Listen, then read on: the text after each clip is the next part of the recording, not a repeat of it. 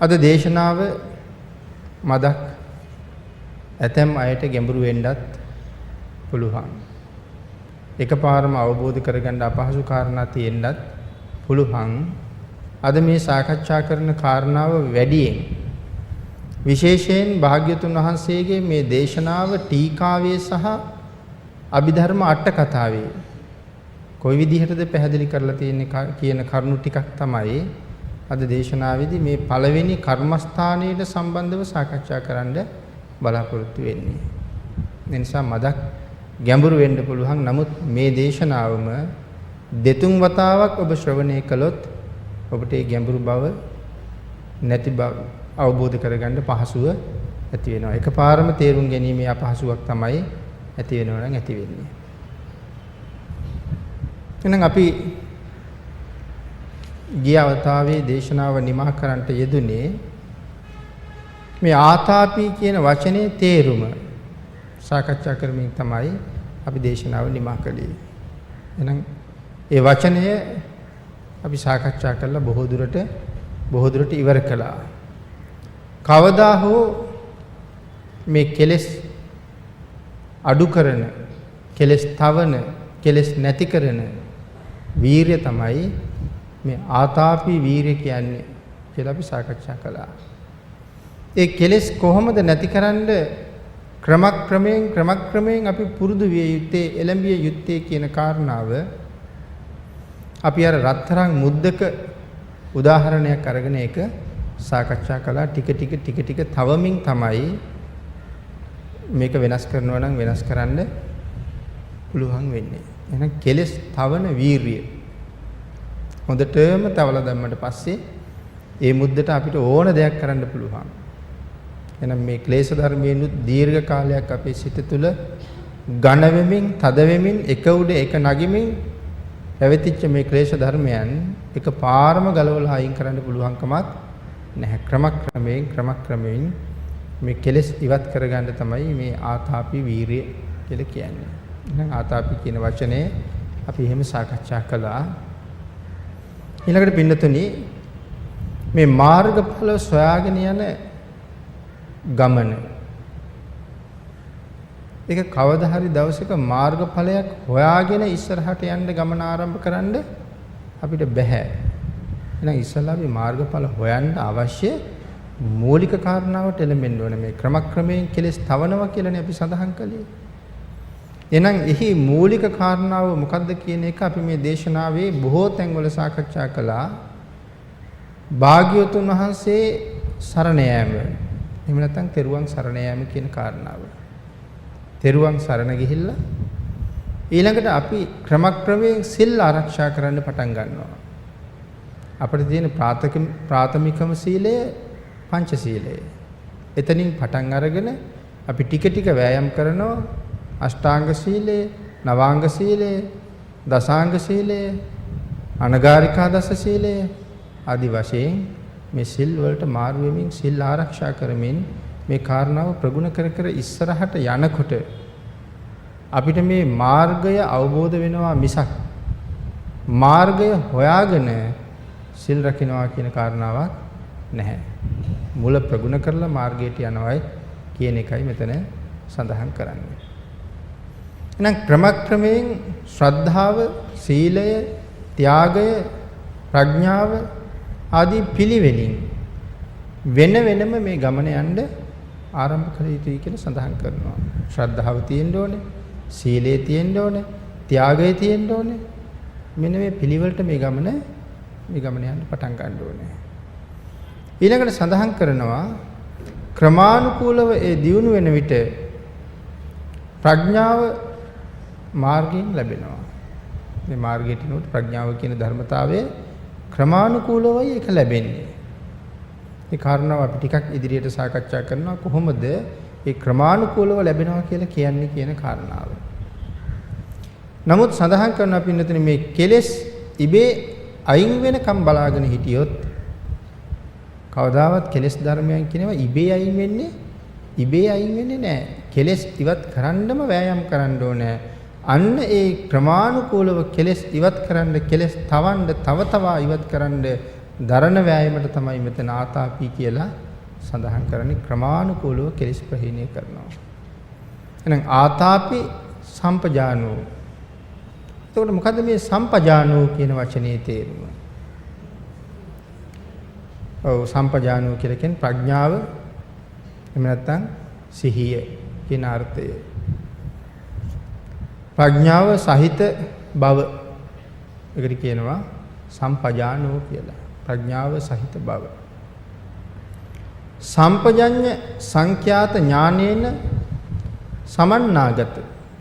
සම්පජඤ්ඤ සංඛ්‍යාත වූ ඥානෙන් සමන්විතයි. සති කය හාත්පසින් ග්‍රහණය කරන්නා වූ සිහිය. මේ සම්පජඤ්ඤ සංඛ්‍යාත ඥානෙන් සමන්නාගතයි.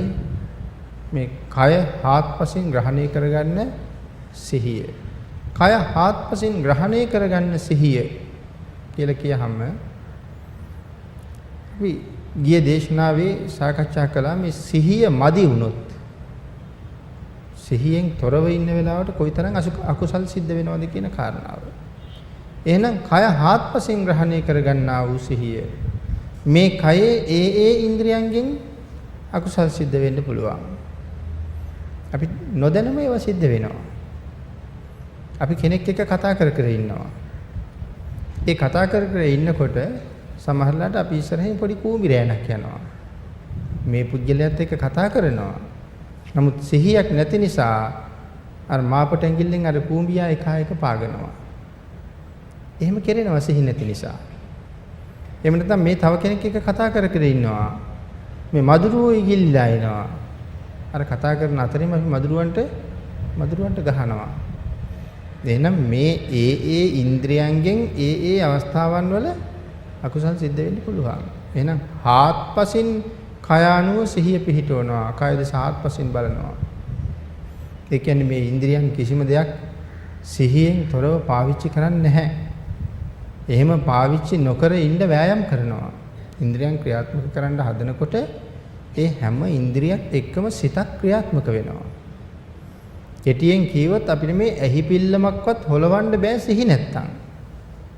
ඇඟිල්ලක්වත් හොලවන්න බෑ සිහි නැත්තම්. එහෙනම් එතෙන්ට එකතු වෙච්ච සිහියක් තියෙනවා. නමුත් ඒක අපිට දැනෙන්නේ හරි සියුම් නිසා. නමුත් මේ කය හාත්පසින් බලනවා කියලා කියන්නේ එහෙම නොදැන සිද්ධ වෙන්න තියෙන අකුසල් පවා නැති කරගන්නවා කියන අර්ථයයි කය පිළිබඳව හාත්පසින් බලන්නා වූ ග්‍රහණය කරන්නා වූ සිහිය. ටීකාවේ මේ කාරණාව විස්තර කරනවා සම්මා සමන්තතෝ සාමංච පජානන්තෝ සම්පජානෝ. සම්මා සමන්තතෝ සාමංච පජානන්තෝ සම්පජානෝ. යහපත් කොට හාත්පසින් කුසලයන් දැනගන්නේ ප්‍රඥාව සහිතයි. යහපත් කොට හාත්පසින් කුසලයන් දැනගන්නේ ප්‍රඥාව සහිතයි. මෙතන මේ වචනයෙන් පැහැදිලි කරලා තියෙනවා සම්මා කියලා කියන්නේ යහපත්. සමන්තතෝ කියලා කියන්නේ හැම පැත්තෙම හාත්පසින්ම කියන අර්ථය. සම්පජානෝ කියලා කියන්නේ තම ශක්තියෙන් අවබෝධ කරනවා කියන එක. සම්පජානෝ කියලා කියන්නේ තමන්ගේ ශක්තියෙන් අවබෝධ කරනවා. පජානන්තෝ දැනගන්නවා. මෙන්න මේ විදිහට යහපත් කොට හාත්පසින්ම කුසල් සිතින් දැනගන්නේ නම් ඒට කියනවා සම්පජානෝ කියලා. එතකොට තම ශක්තියෙන් දැනගන්නවා. තම ශක්තියෙන් දැනගන්නවා කියන වචනේ මෙතන තම ශක්තියෙන් දැනගන්නවා කියලා කියන්නේ මේ භාවනාව වඩන වෙලාවට අපට ඇති වෙන සිතේ පහළ වෙන නොයෙක් අරමුණු තව කෙනෙකුගෙන් අහහා විග්‍රහ කරන්නවත් නැවත භාවනාවෙන් අවදි වෙලා පොත කියවලා ආයෙ ඉඳ ගන්නවත් බෑ. එහෙනම් තමන් මනසින් දකින දේ තමන්ගේ මනසින්ම තමන් අවබෝධ කරගෙන ග්‍රහණය කරගන්න. තම ශක්තියෙන්මයි ඒක තේරුම් ගන්න ඕනේ. අන්න ඒ කාරණාවට තමයි මෙතන සාමංච කියලා සඳහන් කරන්නේ. තම ශක්තියෙන්ම දැනගන්නවා. යහපත් වූ ධර්මතාවයන් තමන්ගේ ශක්තියෙන්ම දැනගන්නවා කියන කාරණාව එතන සඳහන් කරනවා. ඒ තම ශක්තියෙන් දැනගන්නවා කියලා කියන්නේ මේ භාවනාව වඩන වෙලාවට දැනෙන අරමුණු තමන්ම ග්‍රහණය කරගෙන දැනගත යුතුයි කියන කාරණාව. එතන විදිහට එහෙම තේරුම් ගන්නවා කියලා කියන තැන සමාධියක් තියෙන්නේ. ඉතින් මේ සමාධිය කියන වචනය මිත්‍යා සමාධිය ලෝකෝත්තර සමාධිය කියලා දෙකක් තියෙනවා. මොකේද මිත්‍යා සමාධිය කියලා කියන්නේ අපි? මේ සම්මා යහපත් කියන තැන නැත්නම් සමාධිය කියන තැන. මිත්‍යා සමාධිය අපි මෙහෙම සඳහන් කළොත් සමාධියට සමවැදුණා කියලා කියන්නේ අන්‍ය බාහිර ලෝකයේ තමගේ තියෙන සියලු සම්බන්ධතා අත්හැරිය කියන එකයි. අපි මේ කාරණාව නිතර ජීවිතේ දකිනවා. අපි කියමු කෙනෙක් රූපවාහිනිය නරඹනවා. එයා රූපවාහිනිය නරඹමින් ඉන්න වෙලාවේ තව කෙනෙක් ඇවිල්ලා කතා කරනවා. ළඟ ඉඳලා කතා කරන්නේ නමුත් ඇහෙන්නේ නැහැ. කතා කරන්නේ නැහැ. උත්තර දෙන්නෙත් නැහැ. රූපවාහිනිය දිහාම බලාගෙන ඉන්නවා. තව පාරක් කතා කරනවා ඇහෙන්නේ නැහැ. ටිකක් හයියෙන් කතා කරනවා නැත්නම් ළඟට ගිහින් එකට අත තියලා කතා කරනවා. ඒ වෙලාවට ගැස්සිලා වාගේ මට කතා කළාද කියලා අහනවා. ඒ කියන්නේ දැන් මේ පුජ්‍යලයා මේ බාහිර ලෝකයේ එක්ක තිබිච්ච සියලු සම්බන්ධතාවලින් මිදලා හිටියේ. එයා හිටියේ අර රූපවාහිනියත් එක්ක සමාධිගත වෙලා. අන්න ඒ සමාධියට කියනවා මිත්‍යා සමාධිය කියලා. ඊළඟට මේ ධර්මයේ සඳහන් කරන ප්‍රඥාව මුල් කරගත්ත ලෝකෝත්තර සමාධිය කියලා කියන්නේ එවන් සමාධියකට නෙමෙයි ඒ සංසාරයෙන් එතර යාම සඳහා ඇති කරගත්ත සමාධියක්. අන්න ඒ සමාධිය තුළ අරමුණු වෙන දේවල් තමන් විසින්ම ග්‍රහණය කරගන්නවට සම්පජානෝ කියලා සඳහන් කරනවා. ඒක තව කෙනෙක්ගෙන් අහන්න ගියොත් ඒ සමාධිය නැති වෙනවනේ. සමාධිය කඩාකප්පල් වෙලා බිඳිලා යනවා. ඒ කාරණාව මෙතන පැහැදිලි කරනවා. ඊළඟට පින්නතුනි මෙතන ටීකාවේ ප්‍රශ්නයක් අහනවා. හැබැයි ප්‍රශ්නයක් අහනවා මිසක් උත්තරي සපයලා නැහැ. ප්‍රශ්නයක් අහනවා ප්‍රඥාවෙන් නම් අනුපස්සනා කරන්නේ. මේ අනුපස්සනාව ප්‍රඥාවෙන් නම් කරන්නේ ඇයි ඒකට සතිපට්ඨාන කියලා තියෙන්නේ? අනුපස්සනාව කරන්නේ ප්‍රඥාවෙන් නම් ඒකට සතිපට්ඨාන කියලා කිව්වේ ඇයි? දැන් කාය අනුපස්සනා, ධම්මානුපස්සනා අනුපස්සනා කරන්නේ ප්‍රඥාවෙන් නම් මේකට සතිපට්ඨාන කියලා කිව්වේ ඇයි කියලා ප්‍රශ්නාවක් අහනවා. ටීකාවෙමයි අහන්නේ මේක. හැබැයි අහුවට උත්තරේ සපයලා නැහැ. මෙතන කොතනවත් උත්තරේ සපයලා නැහැ ඒකට. ඒකට උත්තරේ සපයලා නැත්තේ එහෙම ප්‍රශ්නයක් අහලා ටීකාවේ නෙමෙයි අට කතාවේ. උත්තරේ සපයලා නැහැ. එහෙම උත්තරේ සපයන්න නැතුව ඇත්තේ එතෙන්ට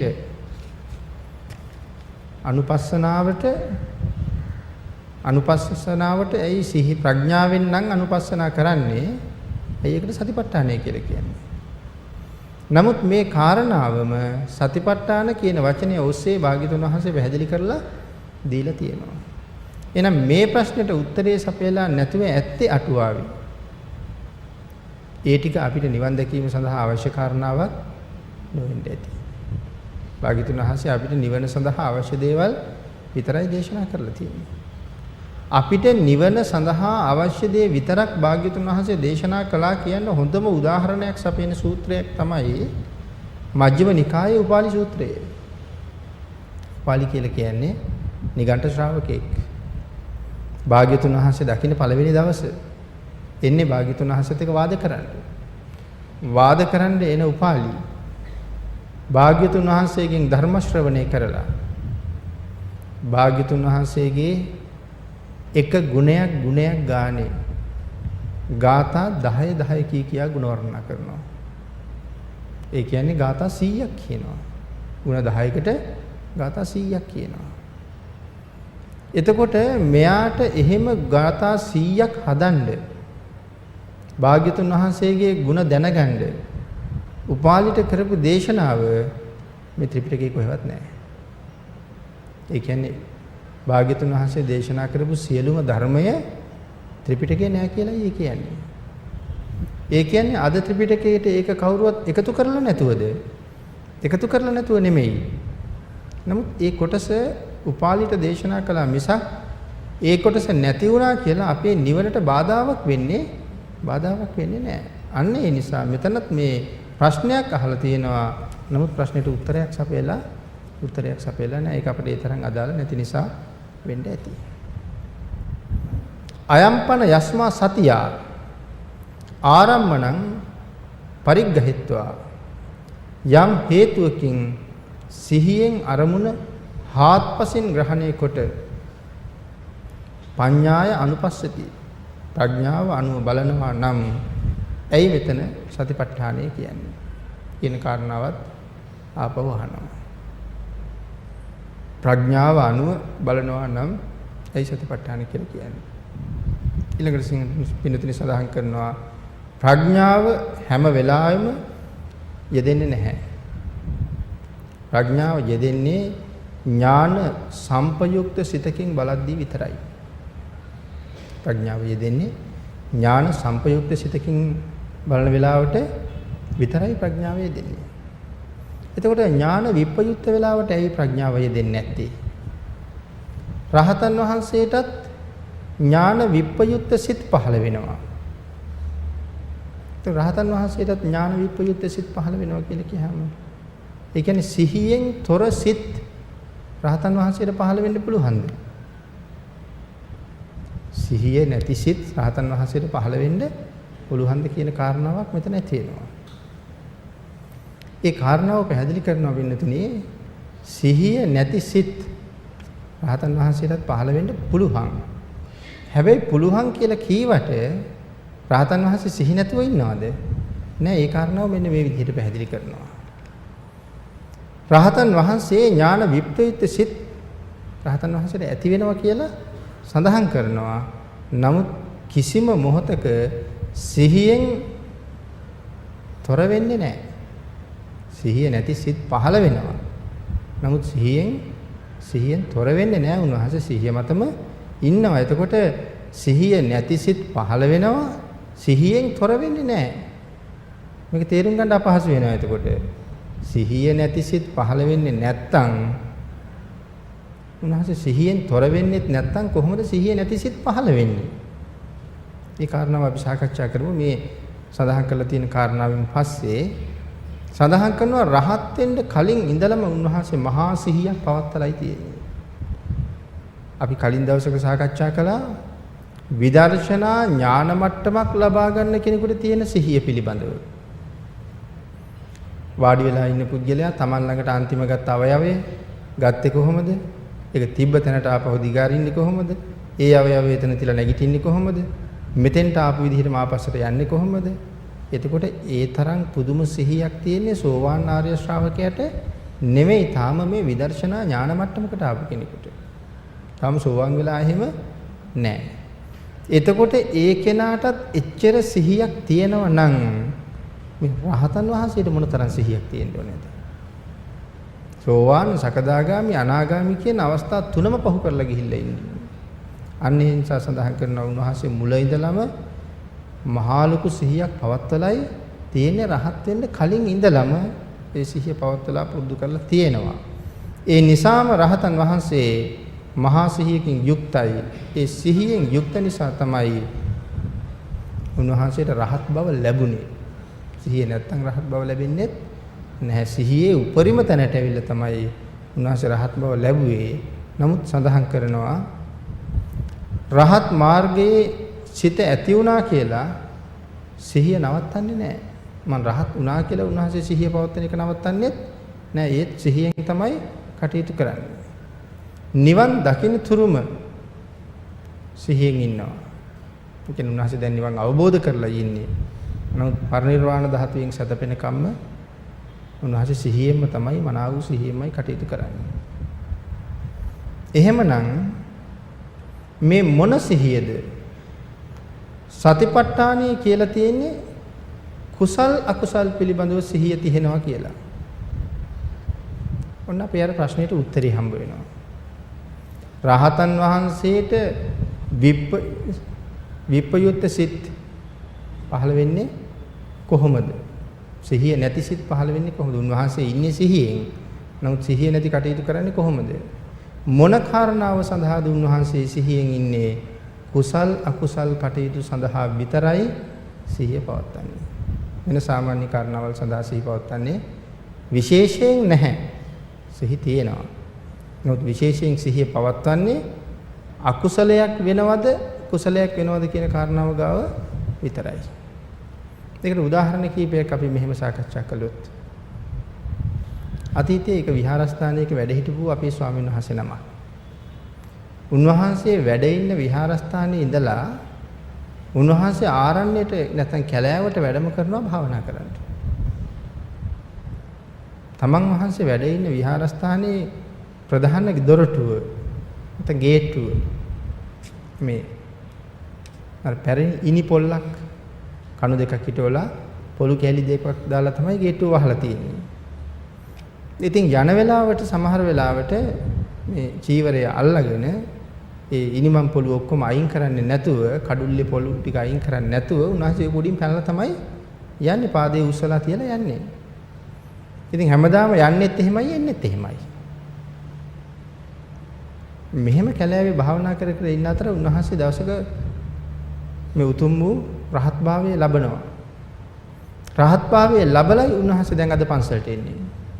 හැබැයි එදා එනකොටත් උන්වහන්සේ අර කඩුල්ලෙන් පැනලා තමයි එන්නේ. එතකොට උන්වහන්සේට සිහි නැතුවදී සිහි තියෙනවා. නමුත් මේ කඩුල්ලෙන් පැන්න කියලා පෞසිද්ධ වෙන්නේ නැහැ. එහෙනම් සිහිය පවත්වන්නේ මොන කාරණාව සඳහාද? කුසල් අකුසල් සඳහා විතරයි සිහිය පවත්වන්නේ. ඒකට තවත් උදාහරණයක් අපි සාකච්ඡා කළොත් මෙතන කෙනෙක් අපි ගාවට ඇවිල්ලා මේ යාචකෙක් මොනවා හරි ඉල්ලනවා. අපි දෙනවා. සමහරලාට වාහනේ නවත්තගෙන ඉන්නවා. ඉන්නකොට යාචක වෙනවා හරියට. අපි වීදුරුව පාත් කරලා අර මාරු කාසි තියෙන තැනින් අරගෙන දෙනවා. කීයක්ද ගත්තේ? කීයක්ද අතට ආවි කියලා සමහරලාට බලන්නෙත් නැහැ. නමුත් ඒ දීම තුල මංගාව ලෝභසිතකුත් නැහැ, ද්වේෂසිතකුත් නැහැ. මේ කරදරකාරයෙක් ආවා කියලා තරහසිතකුත් නැහැ. මේක දීලා බෑ කියලා ලෝභසිතකුත් නැහැ. අන්න එහෙනම් ලෝභසිතකුත් ද්වේෂසිතකුත් නැහැ කියලා කියන්නේ මෛත්‍රී සහගත සිතවිල්ලක් තිබුණා. ද්වේෂයක් නැහැ කියලා කියන්නේ මෛත්‍රී සහගත සිතවිල්ලක් තියෙනවා. ලෝභ ද්වේෂ නැති වුණා කියලා කියන්නේ දානයත් සම්පූර්ණ වෙලා තියෙනවා. එහෙමනම් අපි මනාලුකු සිහියකින් ඒක කල්පනා නොකලට එතන කුසලයක් අපිට සිද්ධ වෙනවා. ඊළඟට මිනිස්සෙක් ඇවිල්ලා අපිට කියනවා මහත්තයා මට බඩගිනි. මට කෑම එකක් ගන්න සල්ලි ඕනේ. අපි කියමු කෑම එකක් රුපියල් 100යි. මං එයාට දෙනවා රුපියල් 10ක්. මේ සිහිය ඇතුව නැතුව කරන දේවල් විපාකත් මෙතන තියෙනවා. මං එයාට දෙන්නේ රුපියල් 10යි. දැන් එතකොට එයාගේ බඩගින්නෙන් මම බාරගත්තේ 100ට 10ක් විතරයි. තව 190ක් එයාගේ බඩගින්නේ හැමම ඉතුරුයි. සමහරට යාමගෙන් 100ම ඉල්ලුවා වෙන්නත් පුළුවන්. මං දුන්නේ නැහැ 10 දුන්නේ. එතකොට මම සමහරලාට එයාට මම කල්පනා කරනවා නෑ. මේ මිනිහා බඩගිනි කියලානේ කියන්නේ. තව තැනකට ගිහිල්ලා තවත් කෙනෙක් රුපියල් 10ක් දුන්නොත් තවත් කෙනෙක් 10ක් දුන්නොත් මෙයා 10 දෙනෙක් ගාවට යන්න ඕන රුපියල් 100 එකතු කරන්න. ඒ යන හැමෝම මෙයාට සල්ලි දෙයිද දන්නෙත් නෑ. එහෙනම් සෑහෙන්න බඩගින්නෙන් පීඩා විඳ තමයි මේ කාරණාව කරගන්න ඕනේ. මං එයාට රුපියල් 100ම දෙනවා. කැම්ප් එකක් ගන්න කියලා. මම ඒක හොඳට කල්පනා කරලා ඥානයෙන් යුක්තව ඥාන සම්ප්‍රයුක්තවමයි ඒක කළේ. ඉස්සරලා නිකම්ම මාරුකාසිය අරන් දුන්නේ එතන කිසි කල්පනාවක් තිබුණේ නැහැ. දැන් මෙතන සිහිය සහිතව නෑ රුපියල් 100ම දෙනවා. කැම් එකක් අරගන්න. ඊට පස්සේ තවත් කෙනෙක් අපෙන් සල්ලි ඉල්ලුවා. මම කල්පනා කරන්න පුළුවන් රුපියල් 100යිනේ කැම් එක. නෑ. මෙයා කැම් එකත් අරගෙන තව යෝගට් එකකුත් ගත්තා. එහෙනම් මං එයාට 125ක් දෙනවා. එහෙම නැත්නම් එයා ඉල්ලුවේ රුපියල් 100යි මං එයාට රුපියල් 200ක් දෙනවා. එතකොට අර 100ක් දුන්නට වඩා මං තව ටිකක් හිතුවා. තව ටිකක් හිතලායි 100ක් ඉල්ලනකොට 200ක් දුන්නේ. මෙන්න මේ කාරණාවට කියනවා සකසා දීම කියලාත්. සකසා දීම. මොකද මම කල්පනා කරුවා මෙයාගේ අවශ්‍යතාවය සම්පූර්ණ වෙන්න ඕනේ හැටි. මේ අති සියුම් කරුණු අපි කවදාවත් හිතන්නේ නැති කරුණු. පිටකේ තියෙන අපිට වණිජ්‍ය සූත්‍රය කියලා එකක්. මෙන්න මේ වණිජ්‍ය සූත්‍රය පැහැදිලි කරනවා සමහර කෙනෙක් ව්‍යාපාරයක් ආරම්භ කරනවා. හැබැයි ආරම්භ කරලා ටික දවසයි ඒක නැත්තටම නැතු වෙනවා. කවදාවත් දිනු කරන්න බෑ. යා මහලුකු වියදමකුත් කරලා තමයි පටන් ගත්තේ. නමුත් ඒ වියදම අලාභයක් වුණා මිසක් ලාභයක් උනේම නැහැ. සමහර කෙනෙක් ව්‍යාපාරයක් පටන් ගන්නවා. එයා බලාපොරොත්තු තරම්ම නම් ලාභ හම්බ වෙන්නේ නැහැ. නමුත් කොහොම හරි එයා ඒක පවත්වාගෙන යනවා. ලාභමත් නැහැ. නමුත් පාඩු විඳින්නෙත් නැහැ. පවත්වාගෙන යනවා. තව කෙනෙක් ව්‍යාපාරයක් ආරම්භ කරනවා. හැබැයි ඔහුගේ ව්‍යාපාරය ඔහු බලාපොරොත්තු වුණාට වඩා ඊටාම ඉහළින් දියුණුවටපත් වෙනවා. මහා ධන සම්පත් ඔහු කරා ගලාගෙන ඉන්න පටන් ගන්නවා. කොහොමද මෙහෙම වුනේ? දැන් අපි කිව්වා මේ පුද්ගලයෙක් දන් දීපු ආකාර තුනක් පිළිබඳව. අර පුද්ගලයා ඉල්ලුවේ 100යි මං එයාට 200ක් දුන්නා. නැත්නම් 150ක් දුන්නා. ඉල්ලපු ප්‍රමාණයට වඩා මං ඔහුට දුන්නේ ඔහු ගැන ඔහු හිතුවට වඩා මං හිතුවා. බත් එහිකුත් ගත්තාවේ. තව මොකක් හරි කෙසෙල් ගෙඩියක් හරි අතුරුපසක් හරි මොකක් හරි ගත්තාවේ. අන්න එහෙම සංසාරේ පුරුදු කරපු අයට තමයි යම් කටයුත්තක් මේක මේ ව්‍යාපාර වලට විතරක් නෙමෙයි. සීල් ගුණ පුරන වෙලාවේ, භාවනාව දියුණු කරන වෙලාවේ, ආධ්‍යාත්මික ජීවිතය දියුණු කරන වෙලාවේ මේ හැම තැනටම මේක මෙහෙම්මමයි බලපාන්නේ. ව්‍යාපාරය ගත්තේ උදාහරණයට විතරයි. අන්න එහෙම කල්පනා කරලා සකසලා දුන්න පුද්ගලයාට තමයි ඒකේ බොහොම වේගෙන් ඉස්සරහට යන්න පුළුවන්. නමුත් 100ක් ඉන්න වෙලාවේ උඩ 100ක්ම දුන්නා. ව්‍යාපාරයක් පටන් අරගෙන තියෙනවා. මහ ලොකු ලාභත් නැහැ, හැබැයි පාඩුත් නැහැ. යා පවත්වාගෙන යනවා. අර පුජ්‍යලයට අර විදියට 100ක් ඉල්ලහම 10ක් දුන්නා. මගේ ව්‍යාපාරයේ ඒ තරම්ම දියුණු වෙන බවක් නෑ. ටික කාලයක් යනකොට මම ඒක වහලා දානවා. එහෙනම් මේ සකසා දීම කියන කාරණාවත් මෙන්න මේ සතිය කියන තැන මනාව සඳහන් කරලා තියෙනවා. එනිසා ඊළඟට ඒකට තවත් උදාහරණයක් පැහැදිලි කරගන්න. අපේ මහා කාශ්‍යප මහ රහතන් වහන්සේ සමාධියෙන් අවදි වෙලා පිණ්ඩපාතේ වැඩියා. පිණ්ඩපාතේ වඩින්නේ බොහොම දුගී දුප්පත් පුද්ගලයෙක් හොයාගෙන. අද දවසේ මට දාන වේලක් දුන්නොත් ඒ දුප්පත් පුද්ගලයාට මොකක් හරි ලොකු ධන සම්පතක් පහළ වෙනවා. එක්ක රජුරුවන්ගෙන් සෙනවි තනතුරක් ලැබෙනවා. ඇමති තනතුරක් ලැබෙනවා. නැත්නම් ඔහුට නිධානයක් ලැබෙනවා. කවුරු හරි ඔහුට ධනස්කන්ධයක් ගෙනල්ලා දෙනවා. මේ දුප්පතාගේ දුප්පත්කම නැති කිරීමේ අරමුණ ඇතුව තමයි මේ මහා පුරුෂයෝ සමාධියෙන් අවදි වෙච්චාම මේ මාර්ගයට අවතීර්ණ වෙන්නේ. දුප්පත්තු දිහා බලාගෙන ඉඳලා සමහර ලාවට මෙහෙම වඩින වෙලාවක සක්‍ර දේවේන්ද්‍රයන් වහන්සේගේ පරිවාර දිව්‍යාංගනාව 500ක් දානි හදාගෙන දෙව්ලොවින් බහැලා මාර්ගයට ආවා. ඒගොල්ලෝ දානි පූජා කරන්න බලාගෙන හිටියා. නමුත් රහතන් වහන්සේ ළඟට ගිහිල්ලා පාත්‍රය අනිත් පැත්ත හරවගත්තා. පත්ත නිකුජ්ජනේ කෙරුවා. දානි පිළිගන්නන්න දුන්නේ නැහැ. දිව්‍යාංගනාව ටික අඬාගෙන ගිහිල්ලා සක්දෙවිඳුට ඒ කාරණාව කිව්වා. එහෙනම් මං දානි පූජා කරන්නම් සියලු දෙනාට පින් සිද්ධ වෙන්න කියලා. එයා ආපහු දානි හදාගෙන කපු කටින වීදියේ බොහොම පුංචි පැල්පතක් එහෙන් මෙහෙන් අතු කැලි වහගෙන බොහොම අපහසුයෙන් ජීවත් වෙන පැල්පතක් හදාගෙන මෙයා ඉන්නවා මේ පැලට වෙලා. රහතන් වහන්සේ වඩිනවා. තාම දුප්පත් පැල්පතක්, ඊටාම දිලිඳුයි. මේ පුජ්‍යලයා ඇවිල්ලා රහතන් වහන්සේගෙන් පාත්‍රය ඉල්ලුවා. උන්වහන්සේ පාත්‍රය දුන්නා. එයා කුටිය ඇතුළට ගිහිල්ලා පාත්‍රය පිරිසිදු කරලා අර දිව්‍යමය ඕජාව සහිත දාණය පාත්‍රයට බහලුවා. බහලවලා රහතන් වහන්සේට ගෙනල්ලා පාත්‍රය පිළිගන්නලා වැන්දා. අද දවසේ ප්‍රමාණවත් ආහාරයක් ලැබිලා. රහතන් වහන්සේ පාත්‍රය අරගෙන තවත් ඉදිරියට වැඩියේ නෑ. ආපහු වැඩියා. මගට යනකොට රහතන් වහන්සේට මේ ආහාරයේ සුවඳ එනවා. දිව්‍යමය සුවඳක්. අන්න ඒ වෙලාවේ රහතන් වහන්සේ අරමුණු කෙරුවා මොකද්ද මේ දාන්නේ? ඒ වෙලාවේ තමයි දැනෙන්නේ දානෙ දීලා තියෙන සක්‍ර දෙවියන්ද්‍රයා. එතකොට දැන් රහතන් වහන්සේ අර මුලින් සඳහන් කරපු විදිහට සිහියෙන් හිටියානම් මේ සක්දෙවිඳු කියලා දැනගන්නවනේ. ඒ කියන්නේ උන්වහන්සේ සිහිය පවත්වන්නේ මොන කාරණාව උදෙසා විතරද? කුසල් අකුසල් සිදු වෙනවා නම් ඒකෙන් මගහරින්න සිහිය පාවිච්චි කරනවා මිසක් මේ සාමාන්‍ය කාරණා සඳහා සිහිය පාවිච්චි කරන්නේ එහෙමම සිහිය යොදන්නේ නැහැ. නමුත් මේ සිහි නැතුවද? සිහි නැතුව නෙමෙයි මේ. කුසල අකුසල සඳහා විතරයි විශේෂයෙන් බලන්නේ. නමුත් ඉතින් සක්දෙවිඳුට කතා කරලා කිව්වා මෙහෙම කරන්න එපාය කියලා. ඒ වෙලාවේ සක්දෙවිඳුත් මෙහෙම කතාවක් කිව්වා. ඒකත් අපිට වටිනවා. ස්වාමීනි මම සක්‍ර දේවේන්ද්‍රයා වුණේ අබුද්ධෝත්පාද කාලයේ පින් කරලා. බුද්ධෝත්පාද කාලයක කරන්න තියෙන මහ පින්කම් මට ඒ කාලේ කරන්න බැරුව ගියා. නමුත් සක්දෙවිඳු වෙන්න තරම් පින් කළා. නමුත් බුද්ධෝත්පාදයක තිබුණා නම් ඊට වඩා මම පින් කරනවා. දැන් මේ බුද්ධෝත්පාද කාලයේ පින් කරපු දෙවිවරු තවුතිසාවේ ඉන්නවා.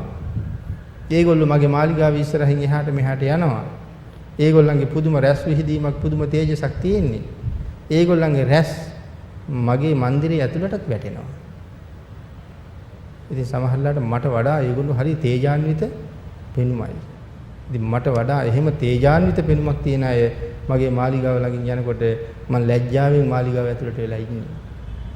ඒගොල්ලන්ට වඩා තේජාන්විත වූ සම්පතක් ලබා ගන්න ශරීර වර්ණයක් රශ්මි කාන්තියක් කුසලයක් ලබන්නයි මේ විදිහට හොරෙන් ඇවිල්ලා පින්කම් කරන්නේ. බුද්ධෝත්පාද කාලයක මට ඉන්න බැරි වුණා කියලා. ඒකෙන් අපිට කියනවා බුද්ධෝත්පාද කාලයක මොනවද අපිට කරගන්න අඩුපාඩු තියෙන්නේ. හරියට යෙදෙනවා නම් කොයි තරම් දේවල් කරගන්න බුද්ධෝත්පාදේ අපිට වටිනවද කියන කාරණාවත් කියනවා. එහෙනම් රහතන් වහන්සේටත් එහෙම ඥාන විප්පයුක්ත සිත් පහළ වෙන්න පුළුවන්. කුසල අකුසල පිළිබඳ විතරයි උන්වහන්සේ මන අවබෝධයෙන් ඉන්නේ කියන කාරණාව සඳහන් කරනවා. ඊළඟට සඳහන් කරනවා සිහිය නැතිනම් සිහිය පවත්න්නේ කොහොමද කියන කාරණාව. සිහිය නැතිනම් සිහිය පවත්වන්න කොහොමටත් බෑ. එහෙනම් රහතන් වහන්සේට සිහිය නැතුවා එහෙම නෙමෙයි. සිහිය නැත්තම්ම සිහිය පවත්වන්න කොහොමවත් බෑනේ. සිහි තියෙනවා කුසල අකුසල ගැන විතරයි බලන්නේ. ඒ කාරණාව පින්නතේ සඳහන් කරනවා නහි සති විරහිතස්ස අනුපස්සනා නාම නත්ති. නහි සති විරහිතස්ස අනුපස්සනා නාම නත්ති. මේ සිහිය නැති පුද්ගලයාට නම් අනුපස්සනාවක් පිහිටන්නේම නැහැ. සිහිය නැතිම නම් ඒ පුද්ගලයාට කවදාවත් මේ අනුපස්සනාවක් නැත්නම් භාවනාවක් වඩන්නම බෑ සිහිය නැතිම නම් කියන කාරණාව සඳහන් කරනවා. මේ කාරණාව පින්නතුනේ මජ්ක්‍ධිම නිකායේ මහා වේදල්ල සූත්‍රයේ මෙන්න මේ විදිහට පැහැදිලි කරලා තියෙනවා. සංඥා විඥාන පඤ්ඤා මහා වේදල්ල සූත්‍රයේ සඳහන් කරන්නේ. සංඥා විඥාන පඤ්ඤා කියන පද තුන විස්තර කරනවා. සංඥාව විස්තර කරලා විඥානය විස්තර කරනවා. විඥානය සංඥාව වගේම සඳහන් කරලා තියෙනවා මේ නිල් කහ කියලා දැනගන්න විතරක් නෙමෙයි විශේෂයෙන් දැනගන්නවා. විඥානය කියලා කියන්නේ විශේෂයෙන් දැනගන්නවා කියන අර්ථය. නැත්නම් නිල් කහ වර්ණ දැනගන්නවා, දකින්න දේ අවබෝධ කරගන්නවා, දකින්න දේ තේරුම් ගන්නවා, පේන දේ හඳුනා ගන්නවා කියන කාරණාවකුත් තියෙනවා. අන්න ඒ කාරණාව විස්තර කරනවා. මේ විඥානය කියලා කියන්නේ සංඥාව වගේ නෙමෙයි. ඒතර නිල් කහ දකින්නවා කියලා කියන්නේ සංඥාව. මේ අහවල් සංඥාවයි. පාරේ යනකොට අපි රතු පාට ලයිට් එකපත් වෙනකොට දන්නවා මේ අහවල් සංඥාවයි. කහ පාට විදුලි පහන දැල්වෙනකොට දන්නවා මේ අහවල් සංඥාවයි. කොළ පාට විදුලි පහන දැල්වෙනකොට අපි දන්නවා මේ පිටත් වෙන්න කියපු සංඥාවයි. එහෙනම් ඒ සංඥාව විඥාන කියලා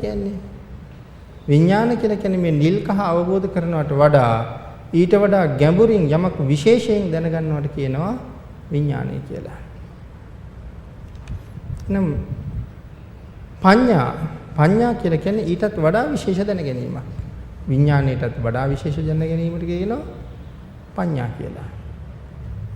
ඒතර මොකද්ද ප්‍රඥා කියන්නේ කියලා පැහැදිලි කරනවා වේදල්ල සූත්‍රයේ. මේ ප්‍රඥාවෙන් නැත්නම් විඥාණයෙන් නෙවෙයි ප්‍රඥාව පහළ වෙන්නේ කියලා ප්‍රශ්නයක් අහනවා. විඥාණයෙන් නෙමෙයිද ප්‍රඥාව පහළ වෙන්නේ? මේ වේදල්ල සූත්‍රයේ තමයි මේ ගැඹුරු සාකච්ඡාව තියෙන්නේ. විඥාණය නිසා නෙමෙයිද ප්‍රඥාව පහළ වෙන්නේ? අන්නේ ප්‍රශ්නෙට උත්තරයක් සපයලා තියෙනවා ප්‍රඥාවෙන් පේන්නේ මාර්ගයෙන් ප්‍රඥාවෙන් පේන මාර්ගයෙන් විඥාණයෙන් අනිත්‍ය ලක්ෂණ හඳුනා ගන්නවා. ප්‍රඥාවෙන් පේන්නේ මාර්ගය. විඥාණයෙන් අනිත්‍ය ලක්ෂණ හඳුනා ගන්නවා. ප්‍රඥාවෙන් මාර්ගය පේනවා, විඥාණයෙන් හඳුනා ගන්නවා කියලා සඳහන් කරනවා. නමුත් මෙතන විශේෂයක් තියෙනවා කියලා සඳහන් කරනවා. මෙන්න මේ විදිහට ලක්ෂණා රම්මනිකා විපස්සනායෙහි අනේක වාරං ලක්කනාති පටි විජ්ජිත්වා පවත්තමානාය පගුණ භවතෝ පරිචය වශයෙන් ඥාන විප්පයුත්ත චිත්තේනපි විපස්සනා සම්භවಂತಿ කියලා දේශනා කරලා තියෙනවා. මොකද්ද මේ සඳහන් කරන්නේ? ලක්ෂණ අරමුණු කරන විපස්සනාව සහිත පුද්ගලයා ලක්ෂණ අරමුණු කරන විපක්ෂනාව සහිත පුද්ගලයා නොඑක් වර ලක්ෂණයක් විනිවිද දැකලා පෙන්වන ලද්දා වූ පගුණ භාවයේ නිසා පුරුදු පුහුණු බව නිසා පරිචය වශයෙන් ඥාන විප්පයුත්ත සිතිනුත් විපස්සනාව ලබනවා කියලා සඳහන් කරනවා. මේ මොන පුජ්‍යලයාද ඥාන විප්පයුත්ත සිතිනුත් විපස්සනාව ලබන්නේ? ඥාන විප්පයුත්ත සිතිනුත් විපස්සනාව ලබන්නේ මනාව ප්‍රඥාව දිනු කරගත්ත පුජ්‍යලයා. ඥාන විප්පයුත්ත සිතින් කියන්නේ ඥාන විප්පයුත්ත ඥාණයෙන් තොර සිතින් පවා ඔහු විපස්සනාව දකිනවා. මේ ඊටා විශේෂ කාරණාවක් කියලා පැහැදිලි කරනවා. මේ සූත්‍රය පැහැදිලි කරන කාරණාව මේක විශේෂ කාරණාවක් කියලා සඳහන් කරනවා. මොකද්ද විශේෂ කාරණාව වෙන්නේ? ඥාන විප්පයුත්ත සිතනුත් විදර්ශනා කරන්න පුළුවන් කියලා කියනවා.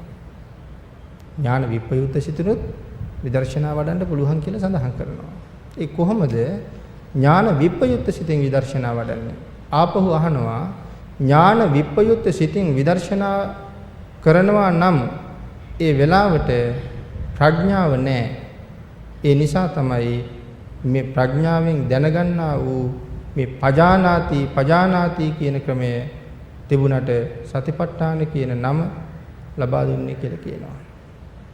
ඥාන විප්පයුත්ත සිතින් විපස්සනාව කරන්න පුළුවන් නිසා තමයි මෙන්න මේකට සතිපට්ඨාන කියන නම ලබලා දුන්නේ.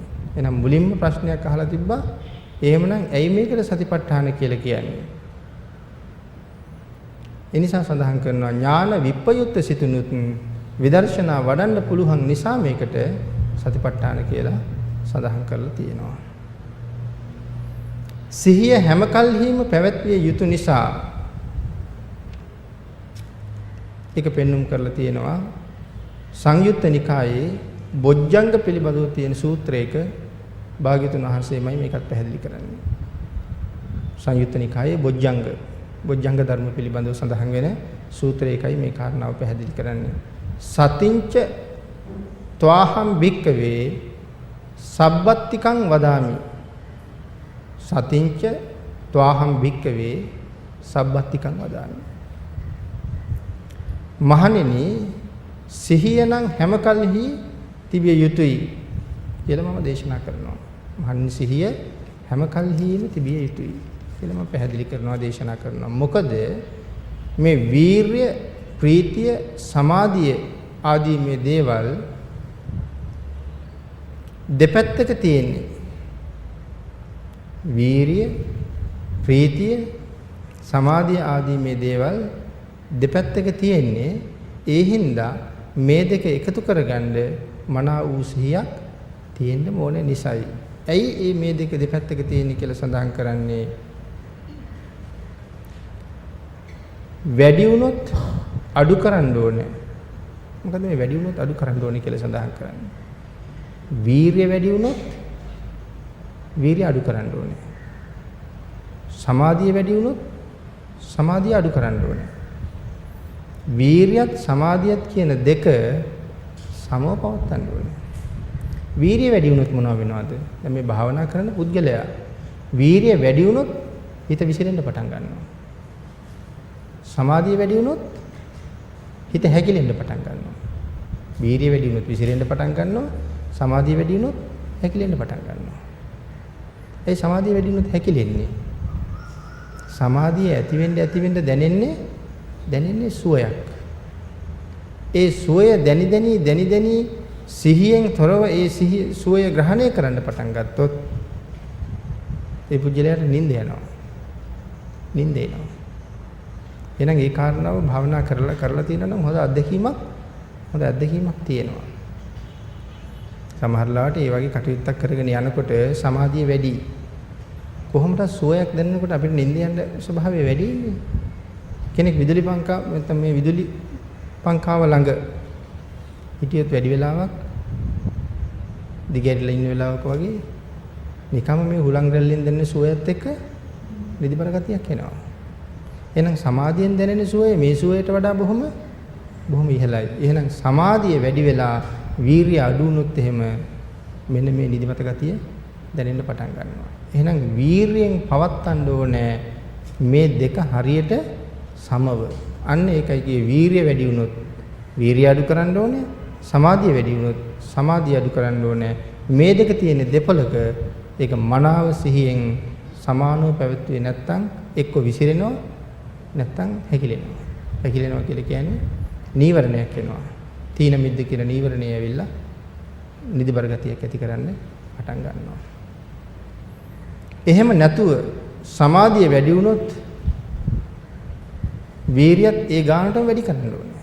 සමාධිය වැඩියෙන් එනවනම් වීරියත් ඒ ගානටම වැඩි කරන්න ඕනේ. එතකොට මාර්ගය බොහොම වේගවත්. දෙක කොහොමත් අර රතයක රෝද දෙක වගේ සමානව ගම කරන්න ඕනේ. සඳහන් කරනවා ඊළඟට ධම්මවිචය, පීතිය, පස්සද්ධි, සමාධි, වීරිය. උපේක්ෂාව කියන මේ අංග අඩු වැඩි කළාට සිහිය හැම කල්හි තිබිය යුතුයි. මේ වීරිය, සමාධිය, ප්‍රඥාව වගේම මේ සඳහන් කරන ධම්මවිචය, ප්‍රීතිය, පස්සද්ධිය, සමාධිය, වීරිය, උපේක්ෂාව කියන දේවල් අඩු වැඩි කරන්න පුළුවන්. හැබැයි සිහිය අඩු වැඩි කරන්න බෑ. සිහිය මනාව පවත්වන්න ඕනේ කියන කාරණාව සඳහන් කරනවා. මේක මේ බොජ්ජංග පිළිබඳව දේශනා කරන තැනකයි භාග්‍යතුන් වහන්සේ සඳහන් කරන්නේ. ඒකට බොජ්ජංග සහිත කාරණාව සතිපට්ඨානයට සාකච්ඡා කරන්නේ. සතිපට්ඨාන කියලා කියන්නේ මේ සත්‍තිස් බෝධිපාක්ෂික ධර්ම වඩ아가න යන මාර්ගයේ පූර්ව භාග ප්‍රතිපදාවයි. සත්‍තිස් බෝධිපාක්ෂික වල මුල්ම හතර තමයි සතර සතිපට්ඨාන. ඒ නිසා මේ බොජ්ජංග පිළිබඳව දේශනාව නිරන්තරයෙන් සතිපට්ඨාන දේශනාව ඇතුළට අන්තර්ගත වෙනවා, සඳහන් වෙනවා. මේ දෙක සංසන්දනය කරලා විමසුවහම මනාව මේ සතිපට්ඨාන දේශනාවෙන් ගැඹුරුයි කියලා හැඟුණ කාරණා බොජ්ජංග දේශනාවෙන් ගැඹුරුයි කියලා හැඟුණ කාරණා සතිපට්ඨාන දේශනාවෙනුත් එකට විසඳෙනවා. ඒක හා සමානව ගමන් කරනවා. ඊළඟට සඳහන් කරනවා සිහිය තිබිය යුතුයි. භාග්‍යතුන් වහන්සේ මෙම සූත්‍රයේ හැම එකකම දේශනා කරනවා සිහිය අඩු කරන්න කියලා කොතනවත් භාග්‍යතුන් වහන්සේ දේශනා කරලා නැහැ. වීරියයි සමාධියයි අඩු වැඩි කරන්න, එහෙම නැත්නම් දෙකම වේගවත් කරන්න දේශනා කරලා තියෙනවා මිසක් කිසිම සූත්‍රයක සිහිය අඩු කරන්න කියලා දේශනා කරලා නැහැ. මනාව සිහිය පවත්වන්නමයි භාග්‍යතුන් වහන්සේ හැම වෙලාවෙම කටයුතු කාරණා දේශනා කරලා තියෙන්නේ.